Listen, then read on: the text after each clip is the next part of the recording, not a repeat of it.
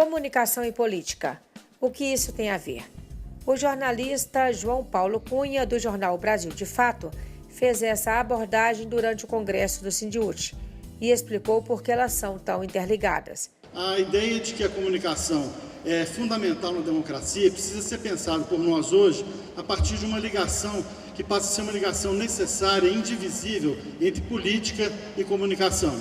Durante muito tempo se pensava que o reino da política é o reino dos fins, onde a gente vai trabalhar com os elementos que são fundamentais para o aprimoramento da sociedade. E a comunicação seria um instrumento, entre outros, para poder se fazer valer essas determinações políticas.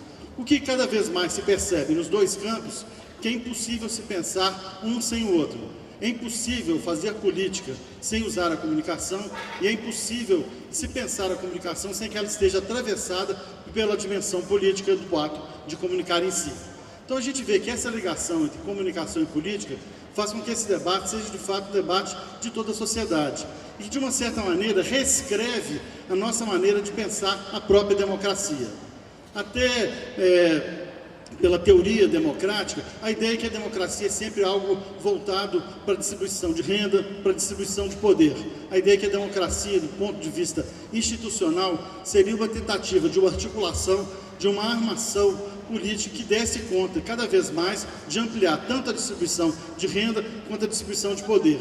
Nesse contínuo entre esses dois objetos, entre essas duas materialidades, a democracia seria conseguida no campo próprio da política.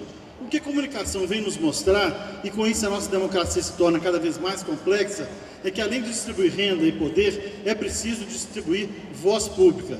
É impossível se fazer uma democracia sem que, de fato, as vozes sociais tenham espaço para se manifestar. É impossível se fazer democracia sem que o espaço da elocução do discurso, o espaço das visões de mundo, o espaço das diferentes formas de compreender a realidade sejam colocados para todas as pessoas. Mas é curioso a gente ver que essa ideia da entrada da comunicação no campo da política e no campo da democracia vai ficando mais clara à medida que o horizonte se fecha ainda mais. João Paulo Cunha também criticou o projeto de destruição do Estado Social e contextualizou como os meios de comunicação atuam neste jogo político. Disse que, de maneira rude, a mídia tira das pessoas a sua capacidade de sonhar e de ter consciência crítica para ler e interferir sobre o mundo. Esse golpe é fundamentado em dois pilares básicos. Um pilar seria o da macropolítica e da destruição do Estado. Um dos elementos fundamentais da nossa análise de conjuntura é que existe no campo macropolítico das decisões políticas, sociais e econômicas um projeto muito claro de destruição do Estado social. Esse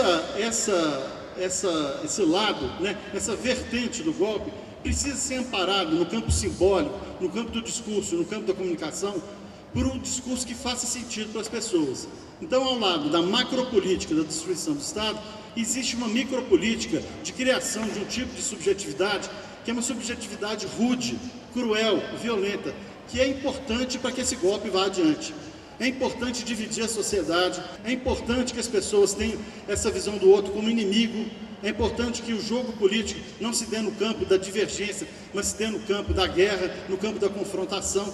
E quem está criando esse grupo, quem está criando essa micropolítica da criação de uma subjetividade cruel, violenta e rude, são os meios de comunicação.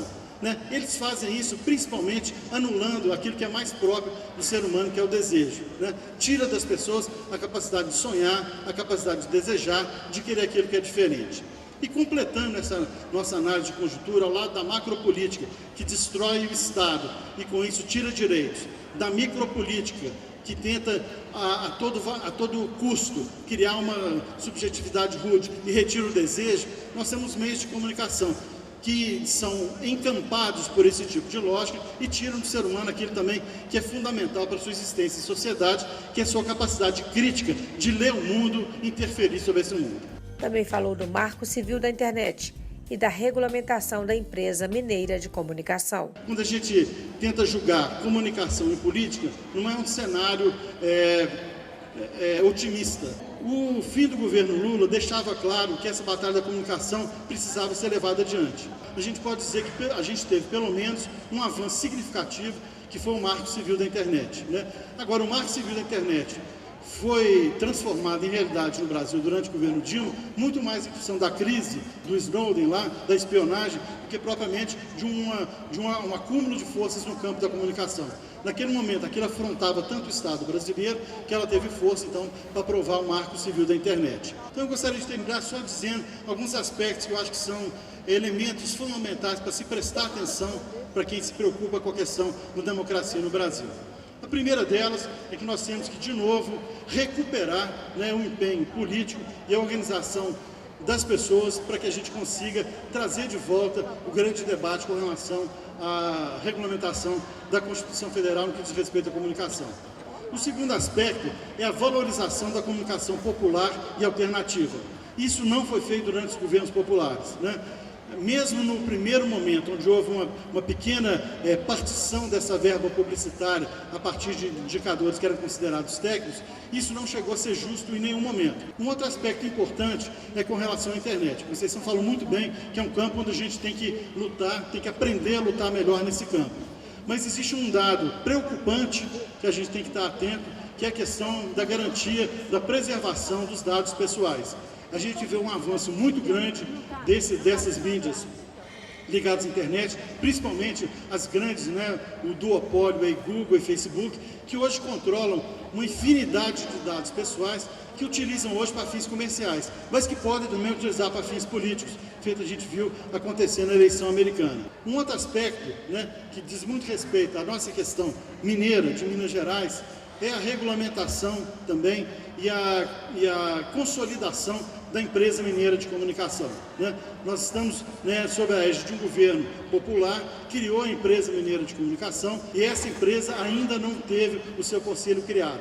Nem a discussão de quem vai ser esse conselho, se vai seguir o mesmo modelo do Conselho Nacional que foi desmobilizado, se existem outras propostas vindas da sociedade. A empresa foi criada, existe a empresa mineira de comunicação, que junta a TV Minas e Rádio Confidência, mas as duas empresas continuam agindo de forma independente e você não tem ainda um controle social verdadeiro, participativo da sociedade. Temos que lutar para consolidar isso, temos pouco tempo para isso e essa é uma tarefa fundamental.